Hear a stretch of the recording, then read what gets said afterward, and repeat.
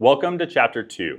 In this chapter, we're going to focus on designing with the intention of creating a real part using CAD. In Chapter 1, we talked about a lot of different tools to design those parts. So if you haven't seen Chapter 1 or are unfamiliar with that material, I highly urge you to go back and master it. So let's get into it. Lesson 1. We often design around real-world parts. So in this one, we're going to focus on reverse engineering. So let the lesson begin.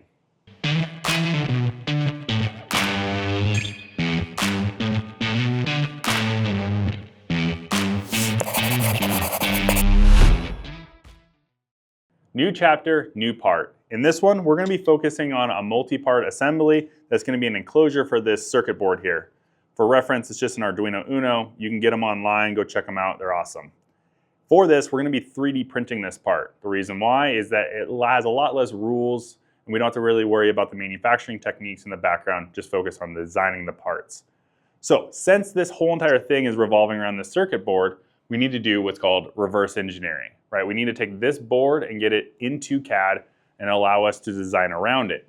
And with that, we just need to identify key features.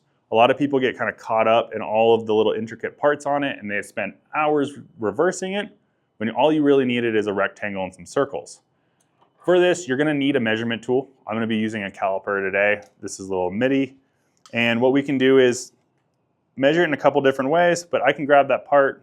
We can see here, we can read it. It gives me a dimension. I can switch between inches and millimeters. And that kind of just allows me to measure this part quickly. But like I said, I only need a handful of key features. So with that, the biggest one is I just need the outer shape, the outer rectangular shape. So let's just go ahead and draw that rectangle. This has a lot of little jogs in it, but I really care about that overall dimension.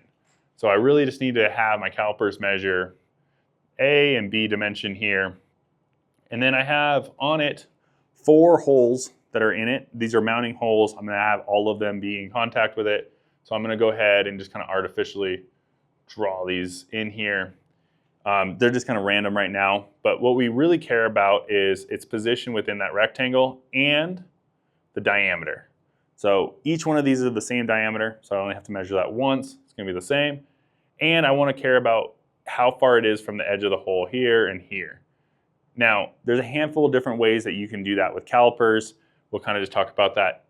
I'll draw it a little bit bigger. If I have a hole here and I measure from that edge down, all I have to do is add the radius here. So this dimension that you get from the calipers plus the radius of that hole is going to give you the center of that hole. If I have 2 holes that I'm going to be measuring across, there's 2 different ways you can do it. We don't really want to eyeball from center to center because it's not as accurate. You're using a precision tool. What we want to do is measure from the inside of the holes. So we can grab, from here to here. And what you end up doing is you add the radius over here and the radius over here. If they're the same diameter hole, then you can just add the diameter, right? It's 2 radiuses are going to be equal to the diameter. If they're 2 different sized holes, the cool thing is it still works. This would be a radius, this would be a radius. You just add the whole sum up, and that's the center to center. Other way is you can grab the outside of the holes and subtract those radiuses. So either way works, just kind of 2 different ways to do it. Now that we fully kind of understand it, the only other things that we have is we have the USB port and the charge port, and we have this little reset button are going to be the key components. So we have a little reset button, USB port, charge port is right here. I went ahead and got ahead of it a little bit, took all of these dimensions and already put them into Fusion so that we can kind of skip ahead. We can kind of see here, I can open back up the sketch and we can see all of those dimensions are taken and we have everything laid out. We have a robust sketch, everything's black and defined. And I went ahead and pre-created all of the dimensions. What you can see here is just a basic idea of the base of that board, as well as those 2 charge ports. This gives us a height, a width, a length, and the mounting hole requirements that we're going to need. So what if you want to have all of the little details and stuff in here? I mean, you can do it, right? We can do it in CAD. You can take all those tools that we learned in Chapter 1 and painstakingly measure everything in there to get all of those features. I do it only when I absolutely have to. However, there is another option. So there's the option of going onto the internet and going to websites like GrabCAD and Thingiverse. There's a lot of people that have already done all of that work for you, and you can just simply download that step file directly on there. It's really simple. All you're gonna do is go to Google. I type in just GrabCAD and whatever you're looking for. And this one is gonna be Arduino Uno. Once we go in the website, we can go and find that step file and click download. Then in Fusion, all you have to do is go into your data panel. You're gonna click on upload and either drag and drop or select that file and click upload.